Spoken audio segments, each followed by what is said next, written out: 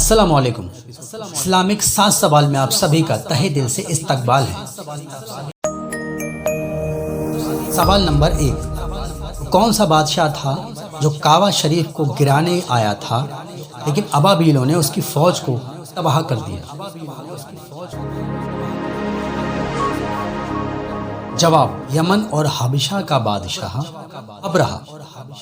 اس بادشاہ کی فوج ہاتھیوں پر سوار ہو کر چلتی تھی۔ جب ابرہہ خانہ کعبہ کو ڈھانے کی نیت سے مکہ پہنچا تو اللہ کے حکم سے اس کے لشکر پر چھوٹے چھوٹے پرندے ابابیلوں نے حملہ کر دیا۔ ان کے پنجے اور چونچ میں کنکریاں تھیں اور ہر کنکری پر ہلاک ہونے والے کا نام لکھا تھا۔ ان پرندوں نے لشکر پر کنکریاں پھینکی جو ان کے سر میں سے ہو کر پاؤں کو چیرتی ہوئی نکل گئی اور مائع ہاتھیوں کے سارا لشکر تباہ ہو گیا۔ سوال نمبر 2، کون سے نبی تھے جن کے کہنے پر اللہ نے ان کے بھائی کو بھی نبی بنا دیا؟ جواب، حضرت موسیٰ علیہ السلام۔ موسیٰ علیہ السلام نے اللہ سے عرض کیا کہ میرے بھائی ہارون کو بھی میرا ہمراہ بنا دے، جس سے میرے دل کو تسلی بھی پہنچے اور ہارون صاف الفاظوں میں میری بات فرعون کے سامنے رکھ سکے۔ دراصل بچپن میں موسیٰ علیہ السلام نے جلتا ہوا انگارہ منہ میں رکھ لیا تھا، جس سے ان کی زبان سے پوری طرح صاف الفاظ نہیں نکل پاتے تھے۔ اللہ نے اپنی رحمت سے ان کی زبان کو درست بھی فرمایا اور ان کے کہنے پر ان کے بھائی ہارون کو نبوت بھی عطا فرما دی۔ سبحان اللہ۔ سوال نمبر 3، اللہ نے حضرت آدم کو مٹی سے بنایا تھا لیکن ابلیس یعنی شیطان کو کس چیز سے بنایا؟ جواب، آگ سے۔ جب اللہ نے حضرت آدم علیہ السلام کو سجدہ کرنے کا حکم دیا تو اسی بات کو لے کر ابلیس نے انہیں سجدہ نہیں کیا، کیونکہ اس نے سوچا کہ اللہ نے آدم کو مٹی سے بنایا ہے جبکہ مجھے آگ سے۔ اسے لگا میں آدم سے افضل ہوں اور اسی تکبر نے اسے شیطان بنا دیا۔ اللہ ہم سب کو غرور اور تکبر سے محفوظ رکھے، آمین۔ سوال نمبر 4، اس نبی کا عصا یعنی لاٹھی سانپ بن جاتی تھی؟ جواب، موسیٰ علیہ السلام۔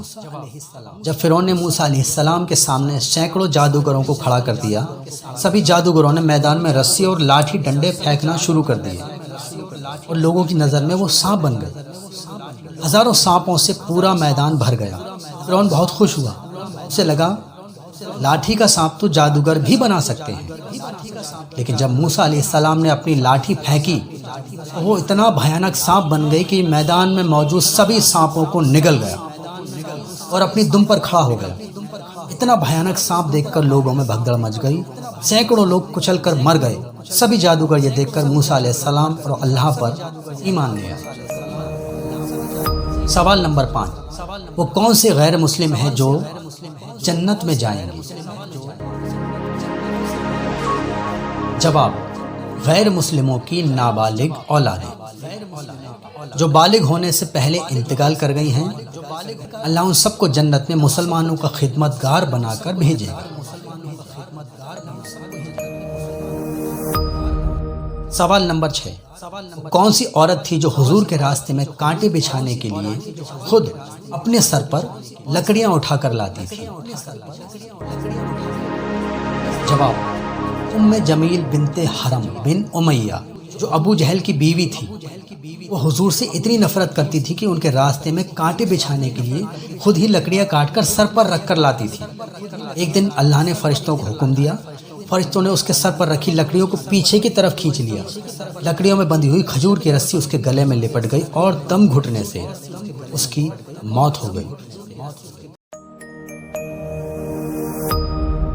سوال نمبر 7، کون سی سورت ہے جسے قرآن کا دل کہا جاتا ہے؟ جواب، سورہ یاسین۔ قرآن پاک کی سورہ یاسین ایسی سورت ہے جسے قرآن پاک کا دل کہا جاتا ہے۔ سورہ یاسین کے بارے میں کہا جاتا ہے کہ اس سورت کو پڑھنے سے 10 قرآن پڑھنے کے برابر کا ثواب ملتا ہے۔ سبھی حضرات ویڈیو کو لائک، شیئر اور چینل کو سبسکرائب ضرور کریں۔ خدا حافظ۔